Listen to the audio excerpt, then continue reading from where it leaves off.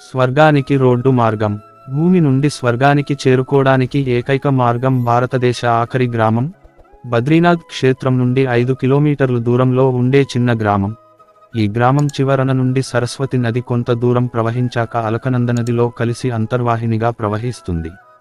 ఇక్కడే సరస్వతీమాత ఆలయం కూడా ఉంటుంది.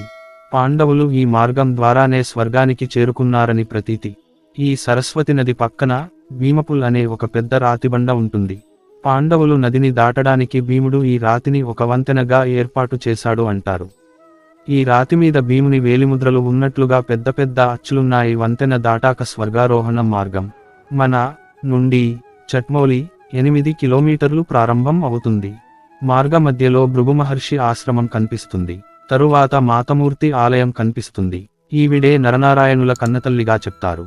ఈ ప్రాంతం 14,000 అడుగుల ఎత్తులో ఉంటుంది. తర్వాత కుబేరు